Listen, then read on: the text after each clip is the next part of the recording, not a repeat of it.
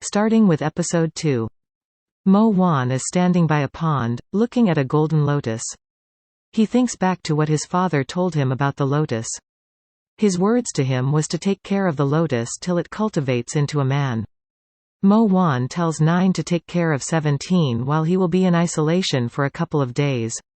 17 comes up with a plan to get 9 involved in her scheme to go with her to Qing Qiu to attend the birth celebration of the Fox Monarch's first grandchild. 17 told 9, that if he goes and comes back with her, it will be considered as looking after her. He won't be getting into trouble for this.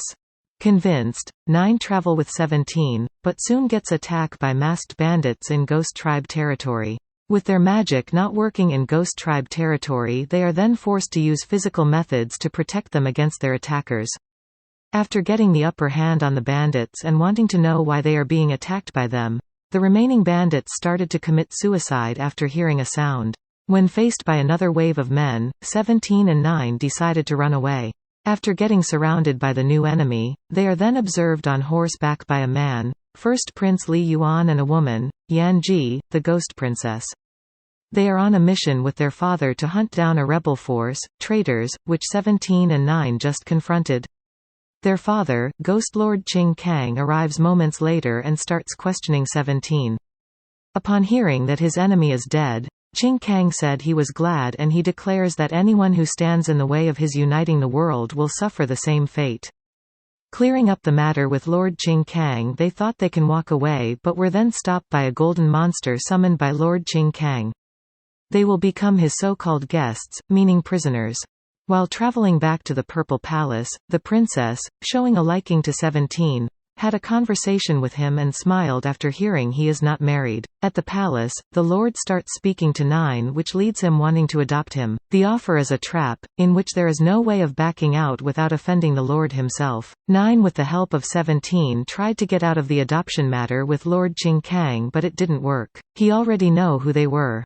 He said this to them, that they are from Kunlun and not with Zhe Yan, as he has seen 17 before by Mo Yuan's side, calling him master. They are then taken away to home-made prisons, becoming separated in the process. Heaven's Lord's son bearing gifts to Qing Cang was then kicked out by him in his first step against heaven's rule.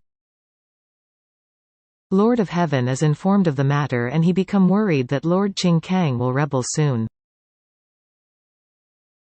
Dong Hua said not to worry, for they have Mo Yuan on their side. A terrible weapon, the Donghuang Bell, was then mentioned, and that it was still in Lord Qing Cang's hands, a gift given by the Father of the Gods a long time back to unify heaven and ghost people.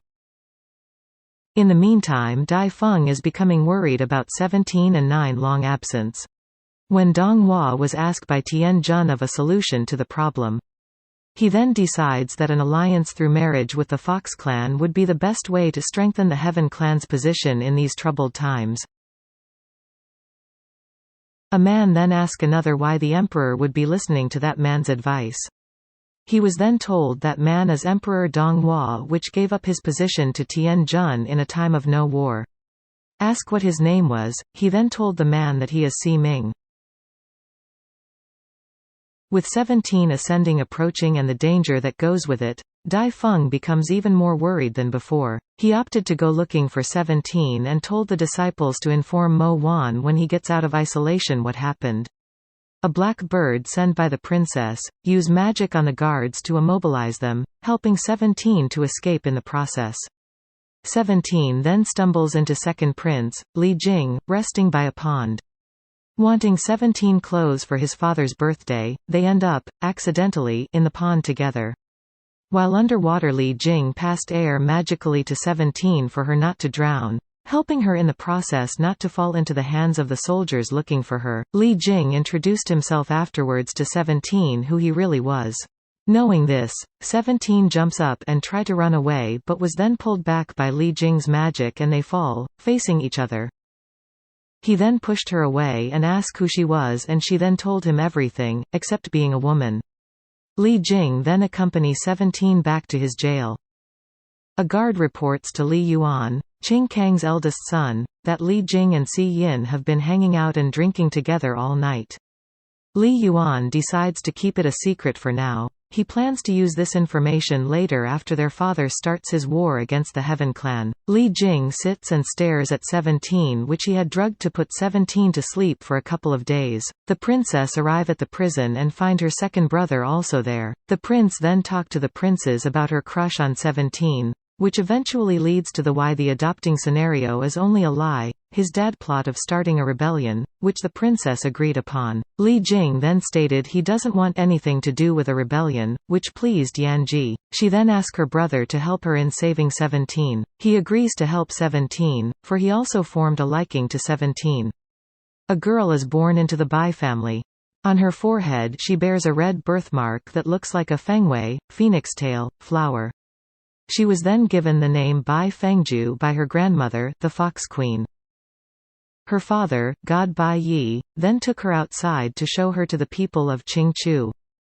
17 wakes up and is then summoned to meet Li Jing at the pool.